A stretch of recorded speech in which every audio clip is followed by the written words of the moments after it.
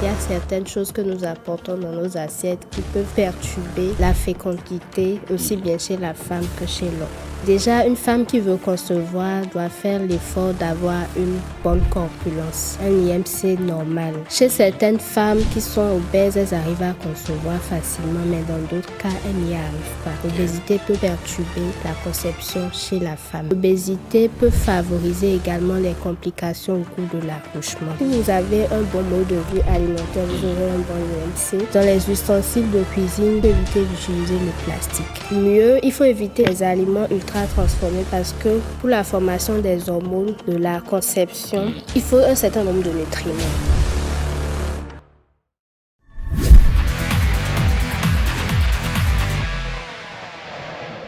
On dit souvent que l'amour donne des ailes, mais pour qu'il donne aussi des enfants, il faut peut-être commencer par bien manger, n'est-ce pas?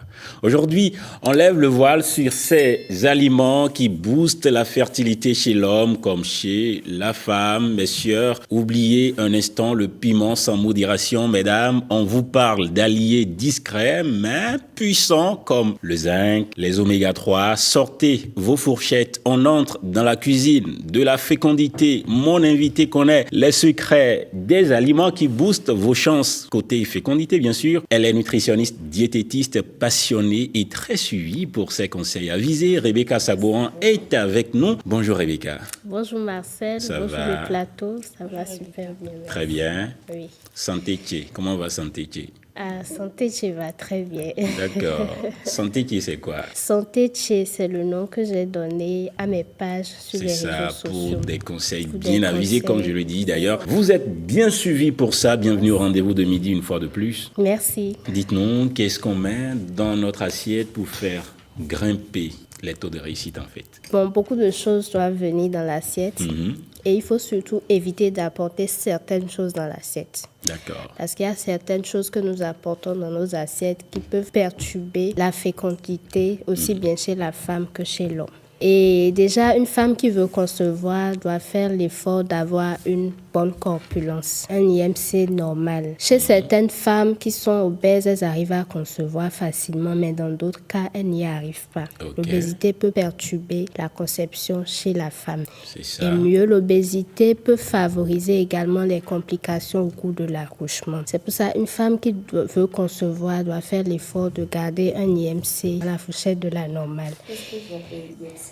Voilà, l'IMC, l'indice de masse corporelle qui se calcule très facilement. Quand vous avez votre poids en kilogrammes, vous le divisez par votre taille en mètres au carré. Et pour savoir si on a un indice de masse corporelle, il faut être dans la fourchette de 18,5 et 25, moins de 25 kg par mètre carré. Là, vous êtes dans la normale. Mieux, j'ai parlé tout à l'heure de ce qu'il faut éviter d'apporter dans son assiette. Aujourd'hui, en termes d'alimentation, nous adoptons des comportements qui ne nous font pas du bien. N'est-ce pas? Justement, qu'est-ce qu'il faut absolument éviter? Voilà.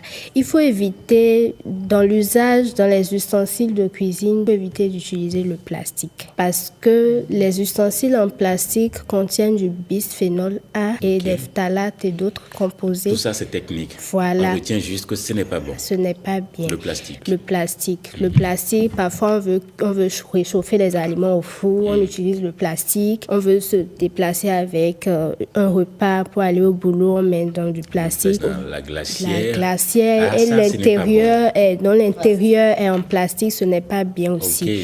Et aujourd'hui, ce qui me fait plus mal, quand nous allons dans les cérémonies aujourd'hui, les pâtes, les télébors, les amis sont en sachet. C'est des comportements que nous devons éviter. Mais il y a de ces bols-là dont l'intérieur est en inox que nous pouvons utiliser dans ces cérémonies-là, mais c'est vraiment rare de l'observer. Mais quand vous parlez de plastique, c'est uniquement chaud. Sinon, on peut mettre des choses au frigo, sortir et s'en servir. Oui, ça c'est pour les plastiques de congélation, bien sûr, voilà.